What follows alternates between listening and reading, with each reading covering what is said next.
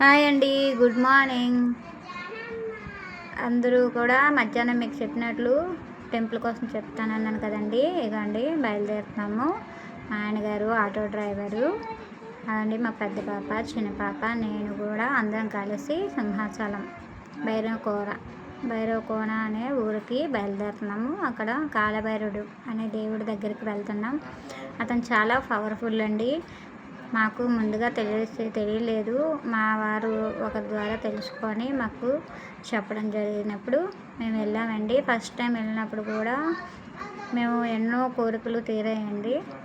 అందువల్ల మేము ప్రతి అమావాస్యకి ఈ టెంపుల్కి వెళ్తామండి. నెలలో ప్రతి అమావాస్య 24 కానీ 25 కానీ ఎప్పుడు వస్తే అప్పుడు ఆ డేట్కి మాత్రం ఈ టెంపుల్కి వెళ్తాము. చూడండి, చాలామంది అప్పటికే ఉన్నారు. మేము అసలు యాక్చువల్గా అయితే ఉదయాన్నే 4 గంటలకు బయలుదేరాలి. కాకపోతే కొన్ని కారణాల వల్ల లేట్గా వెళ్ళడం జరిగింది. అప్పటికే వాటర్ సప్లై, ఫుడ్ సప్లై చేస్తున్నారు. లోపలికి వెళ్ళాలంటే ఇంచుమించు 2-3 కిలోమీటర్లకు నడాలండి. లోపలికి నడిచినట్లయితే ఆ గుడి వస్తుంది అండి. మా వారు, నేను, మా పెద్ద పాప, చిన్న పాప నడుస్తున్నాము. చూడండి, చాలామంది జనాలు ఉన్నారు నా వెనకతల అలా నడుస్తూనే వెళ్తున్నాము. చిన్న పాప చాలా కష్టంగా నడుస్తుంది. అలాగనే మేము ఎత్తుకోలేము అంత దూరం కూడా. తను అలాగా నడుస్తూ వెళ్తున్నాము. మా పెద్ద పాప, నేను అలా నడుస్తున్నామండి. అలాగా నడుస్తూనే ఉండాలి. మనకి ఏ బాధ అయినా కష్టమైనా కష్టపడితే కాదు ఏది రాదు కదండి. మనం కష్టపడితేనే ఏదైనా మనకు వస్తుంది మన దగ్గరికి. చూడండి, మా ఆయన కష్టాలు. పాపం మా చిన్న పాపను ఎత్తుకొని గుడికి నడుస్తున్నారండి.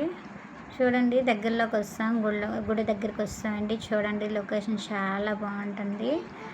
గుడి దగ్గర ఈ కొండల మధ్యలో ఆ కాలభైరవుడు తండ్రి ఉన్నాడండి. చాలామంది వస్తారండి, ఒకరు కాదు, ఇద్దరు కాదు, చాలామంది. చాలా డబ్బు ఉన్నాడు, పేదవాళ్ళు ఏంటి ఎవరైనా కూడా ఈ గుడికి వస్తూనే ఉంటారండి. ఇవ్వండి, లైన్లోకి వెళ్తున్నాము. లైన్ కడుతున్నారు.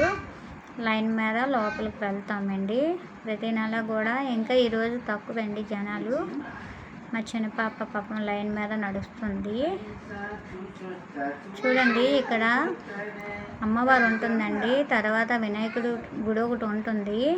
తర్వాత శివయ్య గుడి కూడా ఉంటుందండి. మాకు వీడియో తీయడానికి అవకాశం ఉండడం అక్కడ దొరకలేదు. ప్రతి ఒక్క గుడి దగ్గర ప్రతి ఒక్కరూ దీపాలు పెట్టుకొని పూజలు చేసుకుంటారండి.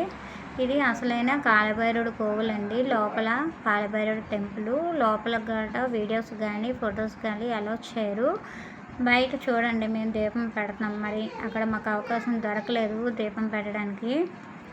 ఇక్కడ మాత్రం దీపం పెట్టుకోవచ్చండి. బయట చాలామంది కూడా అక్కడ అవకాశం దొరకలేని వల్ల బయట కూర్చొని దీపాలను పెట్టుకుంటారండి. ఇదిగోండి, ఈ విధంగా ఇంకా చాలా రకాలుగా పెట్టుకోవచ్చు. గుమ్మడికాయ దీపం కూడా పెట్టుకోవచ్చు. చూడండి, మేము రిటర్న్ వెళ్ళినప్పుడు ఇల్లు కడుతున్నారు. రాళ్ళతో ఇల్లు కడితే మనకి ఇల్లులు కలుగుతాయని ఒక నమ్మకం కదా. మా ఆయనగారు రాయి మీద రాయి పెట్టి ఇల్లు కడుతున్నారండి. అదొక నమ్మకం. ఏ గుడికి వెళ్ళినా కూడా మనం అందరం కలిసి చేసే పని అదొకటి. మేము రిటర్న్లో వెళ్తుండగా ఫుడ్ సప్లై చేస్తున్నారండి. మా పాప కడితే ఎందుకులే అమ్మ, వాళ్ళని తిండి మనం ఇంటికి వెళ్ళి తిందాం అన్నది. మేము బయటకు వచ్చాక ఇంకొక గుడికి వచ్చామండి. ఇంకొక గుడి అంటారా, అక్కడ మాకు ప్రశాంతంగా మాకు పూజకు అవ్వలేదు కాబట్టి దాని ఎదురుగా ఇంకో టెంపుల్ ఉందండి. కాలభైరవుడు గుడి కూడా అక్కడ ఇంకోటి ఉంది. అక్కడికి వెళ్ళాము. అక్కడ కూడా చూడండి, చాలామంది కూడా పూజలు చేస్తున్నారు. అక్కడ అవకాశం లేని వాళ్ళందరూ ఇక్కడ పూజలు చేసుకోవచ్చండి. ఇక్కడైతే ప్రశాంతంగా చిన్నది. మా పెద్ద పాప శివయ్యకి పాల ప్యాకెట్తో పూజ చేస్తుందండి. ఇక్కడ మాత్రం ప్రతి ఒక్కరూ చేస్తారండి. ఈ గుడికి మాత్రం ప్రతి ఒక్కరూ వస్తారు. ఎన్ని కోరికలున్నా ఎన్ని ఇబ్బందులు ఉన్నా మన కోరికలు ఇబ్బందులు తీరుతాయండి. చాలా నమ్మకం ఈ గుడి అంటే. చాలామంది కూడా వచ్చి గారెల దండలు, గుమ్మడికాయ దీపాలు, చాలా రకాలుగా దేవుడికి అన్ని రకాల నైవేద్యాలు సమర్పిస్తారండి.